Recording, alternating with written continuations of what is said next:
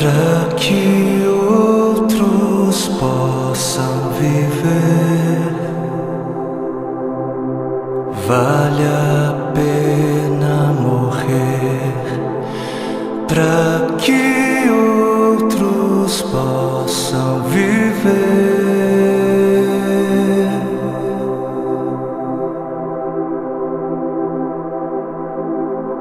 Para que outros possam sorrir. Vale a pena chorar para que outros possam viver.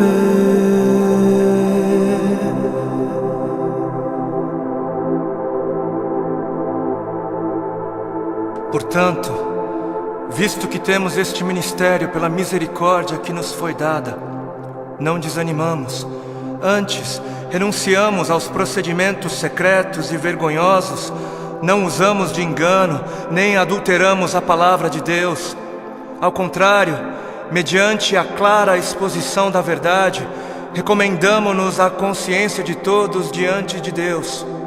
Pois não pregamos a nós mesmos, mas a Jesus Cristo, o Senhor, e a nós como escravos de vocês por causa de Jesus. De todos os lados somos pressionados, mas não desanimamos. Ficamos perplexos, mas não desesperados. Somos perseguidos, mas não abandonados. Abatidos, mas não destruídos. Trazemos sempre em nosso corpo o morrer de Jesus, para que a vida de Jesus também seja revelada em nós. Pois nós que estamos vivos, somos sempre entregues à morte por amor a Jesus, para que a sua vida também se manifeste em nosso corpo, de modo que em nós atua a morte, mas em vocês a vida. Por isso não desanimamos, embora exteriormente estejamos a desgastar-nos, interiormente estamos sendo renovados dia após dia, pois os nossos sofrimentos leves e momentâneos estão produzindo para nós uma glória eterna que pesa mais do que todos eles. Assim, fixamos os olhos não naquilo que se vê, mas no que não se vê, pois o que se vê é transitório, é passageiro, mas o que não se vê é eterno. Para que outros possam viver, vale a pena morrer. E nas palavras de 2 Coríntios capítulo 4 que nós acabamos de ler, para que outros possam viver, não apenas vale a pena morrer, como deve-se morrer. Deve-se. Para que outros possam viver, deve-se. É necessário morrer. É necessário morrer para que haja vida. Trazendo sempre em nosso corpo o morrer de Jesus, para que a vida de Jesus também seja revelada em nosso corpo. Pois nós que estamos vivos, somos sempre entregues à morte por amor a Jesus, para que a sua vida também se manifeste em nós, de modo que em nós atua a morte, para que em vocês, para que em outros atue a vida. Assim como a semente que não morre não germina, assim como a semente que não morre é incapaz de gerar frutos, aquele que não morre é incapaz de gerar vida, é incapaz. Não fosse o sangue do Cordeiro, não fosse o sangue de todos os mártires que vieram antes de nós, não fossem aqueles que vivem como se não pertencessem a este mundo, não seríamos conhecedores das boas novas da vida, não seríamos. Mas se as coisas são assim, se isso é verdade, se isso reflete a realidade, se o Senhor teve toda a intenção de dizer exatamente o que Ele disse, por que é então que não morremos? Por que é então que o mundo está cansado de ver uma igreja que deveria carregar a mensagem da morte, mas não carrega? Não carrega. E não carrega porque ela mesma recusa-se a morrer. Se a ordem é essa, por que é então que não vemos mais vidas sendo geradas? Nações sendo alcançadas em meio à voluntária entrega da vida por parte daqueles que se dizem cristãos? Por quê? Por quê? Porque existe algo de muito errado em nosso meio. Existe algo de muito errado em meio àquilo que chamamos de Evangelho do Reino de Deus. Evangelho do Reino de Deus. Não o Evangelho do Reino dos homens para os homens. Não o Evangelho do Reino desta terra para esta terra. Não o Evangelho do seu reino para você mesmo, para o seu próprio benefício. Mas o Evangelho do Reino de Deus para o benefício de Deus. E existe algo de muito errado porque estamos confundindo o Evangelho do Reino de Deus, que é para Deus, com outros evangelhos. E o povo, por falta de líderes que preguem o que o povo precisa ouvir e não o que o povo quer ouvir, o povo está adorando outros bezerros de ouro.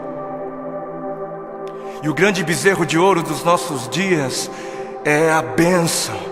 O grande bezerro de ouro dos nossos dias é a vitória, é a conquista, é o bezerro da prosperidade, é a saúde, é o meu bem-estar, é o meu conforto, é a minha necessidade, é o meu reino, é a minha vida. 7 passos para alcançar a bênção aqui, 40 dias de jejum da vitória ali, 12 maneiras para ser próspero um pouco mais adiante, e 318 formas para você fazer com que Deus faça aquilo que você quer que Ele faça. Não importa se Ele queira fazer ou não, porque afinal o modelo de Jesus, não seja feita a minha vontade, mas a sua, serve para Jesus, serve para o Filho de Deus, não serve para mim, não serve para a igreja. Quantos já foram a alguma campanha que dizia campanha do negue-se a si mesmo, campanha dos 3 passos para morrer, ou a campanha das 7 maneiras de amar ao seu próximo como a si mesmo, campanha de 40 dias de jejum para que eu possa carregar a minha cruz? Não? Nunca foi? Por que não? Ora, porque não é isso que é importante. Não é isso. Porque o importante é eu ter o carro do ano. Porque o importante é eu ser abençoado. O importante é eu mostrar o quão abençoado sou. Preciso mostrar. Eu preciso mostrar. Porque afinal de contas, se ando de carro importado, é porque Deus me deu, né? Deus me deu. Porque é muito óbvio que Deus está muito mais preocupado com o meu ego. Eu sou tão espiritual e abençoado que é muito óbvio para mim, e é muito óbvio só para mim, que Deus está mais preocupado em colocar dinheiro nas minhas mãos para que eu possa comprar coisas caras e tolas, do que está preocupado em colocar recursos sob os meus cuidados para que eu possa de alguma maneira aliviar a dor dos aflitos. Porque Deus é tão bom para mim, Deus é tão sábio, Ele é tão misericordioso, que Ele prefere que eu compre para mim o meu 100º par de sapatos. Ele prefere, Ele prefere que eu faça isso mais do que prefere que eu compre algumas marmitas para dar de comer às crianças de rua. Porque o importante é eu encher o meu celeiro até onde der. O importante é o meu reino, é a minha justiça. Eu trabalhei, eu suei. Não foi Deus quem me deu, não foi Deus quem me abençoou, não foi eu quem ganhei. É justo, eu trabalhei, é meu. Porque o importante é eu viver como se não houvesse morte. E Deus que me livre de pensar em morte. Coisa negativa não é de Deus. O importante é eu viver como se não houvesse morte, para que quando a minha hora chegar, eu venha morrer como alguém que nunca quis viver. Porque está escrito na palavra de Deus em Marcos, no capítulo 8 e Mateus 16. Então Jesus começou a ensinar-lhes que era necessário que o Filho do Homem sofresse muitas coisas e fosse rejeitado pelos líderes religiosos, pelos chefes dos sacerdotes e pelos mestres da lei, fosse morto e 3 dias depois ressuscitasse. Ele falou claramente a esse respeito. Então Pedro, chamando-o à parte, começou a repreendê-lo. Vejam como desde o início a igreja se escandalizou com a mensagem da morte. Jesus, porém, voltou-se, olhou para os seus discípulos e repreendeu Pedro, dizendo: arreda, Satanás, você não pensa nas coisas de Deus, mas nas coisas dos homens. Você não está de olho no reino de Deus, mas está de olho no reino dos homens. Então ele chamou a multidão e os discípulos e disse: se alguém quer vir após mim, negue-se a si mesmo, tome a sua cruz e siga-me. Se quiser, se alguém quiser. Porquanto quem quiser salvar a sua vida, perdê-la-á, mas quem perder a vida por minha causa, achá-la-á. Pois o que aproveitará o homem se ganhar o mundo inteiro e perder a sua alma? Ou o que dará o homem em troca da sua alma? Porque o Filho do Homem, o Filho de Deus, há de vir na glória de seu Pai. Ele há de voltar com os seus anjos, e então retribuirá a cada um conforme as suas obras.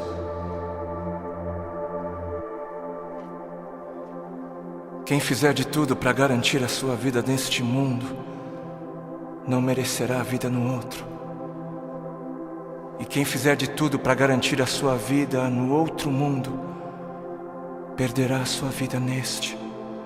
Perderá o controle da sua vida neste mundo.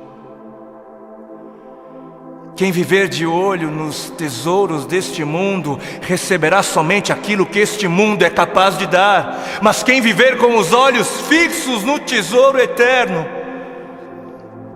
este receberá, este haverá de receber aquilo que a eternidade tem para dar. Entendam algo. Sabem por que existem religiosos fanáticos que se matam, que se suicidam, que dão as suas vidas para serem destruídas? Sabem por quê? Porque eles estão pensando na eternidade, eles estão de olho na eternidade. E sabe por que você se recusa a negar-se a si mesmo e entregar o controle da sua vida a Deus? Porque você está pensando demais nesta vida. E mais, sabem por que é que estes fanáticos acabam dando as suas vidas? Porque eles passaram a vida toda, a vida inteira, ouvindo de seus mestres que morrer é algo valioso. Eles passaram a vida toda ouvindo de seus mestres que morrer é algo bom, é algo nobre, é algo honroso, que morrer gera vida. Gera vida.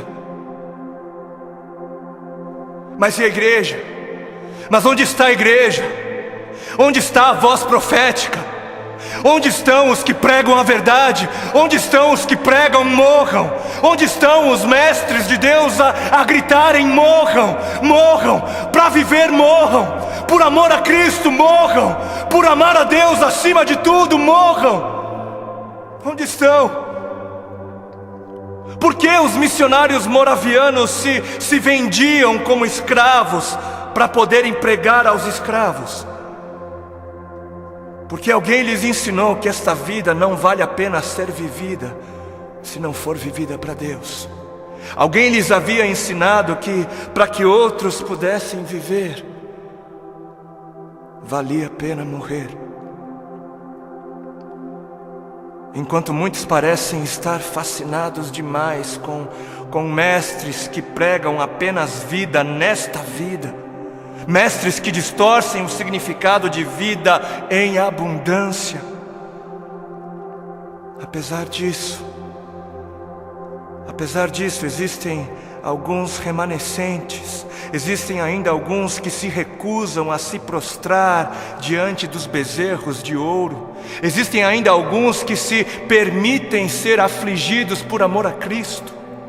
Alguns que entenderam a voz do Espírito de Cristo, do Cristo que deu o exemplo a ser seguido, não apenas em vida, mas na morte de cruz, e são capazes de dizer: